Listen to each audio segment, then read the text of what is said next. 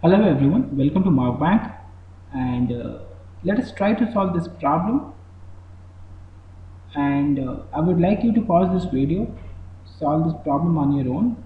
The answer of this problem is 2. If you're getting the answer to be 2, that is very good. In case if you don't find the answer, try to see the stepwise analysis over here. I'm going to solve this problem for you. Now, how do we write 512? Since we need to find out what is cube root of 512, first of all, let us understand that 512 is written as 8 cube. And if we need to find out what is going to be the cube root of 512, we write this value to be 8 is to power 3 is to power 1 over 3.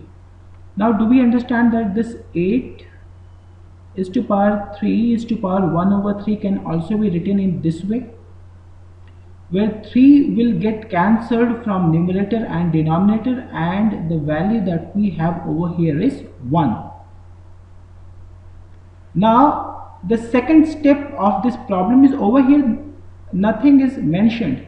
If nothing is mentioned, we will assume this value to be 2.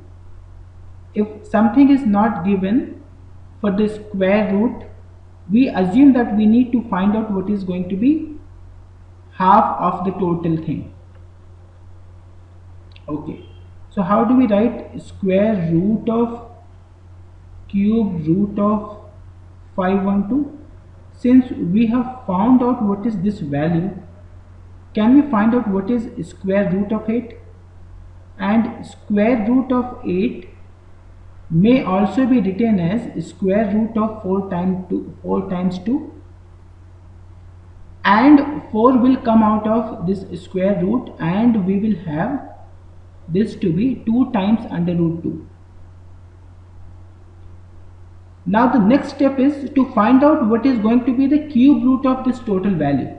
If we need to find out what is going to be the cube root of this total value, over here this is 2, and then so do you understand that we know this value is 2 under root 2.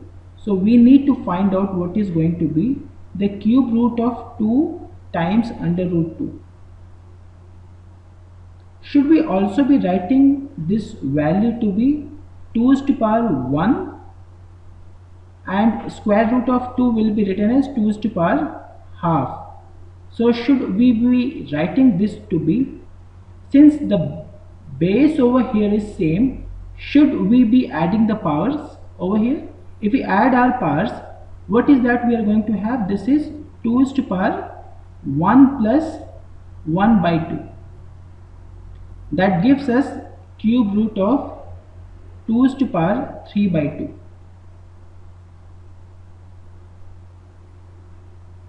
And how do we write this one? We have got this value to be 2 is to power 3 by 2, and this whole is to power 1 over 3 because this is a cube root over here in our problem. And that is how can you appreciate that 3 will get cancelled from numerator and denominator, and we are going to have this value to be nothing but square root of 2, because over here we have got 2 is to power half. Now in the last step, they want us to find out what is going to be the square of this value. What is the square of this value? And so since we have found it out to be square root of 2, should we write this value to be this way? And this is nothing but 2 is to power 1 over 2 times 2.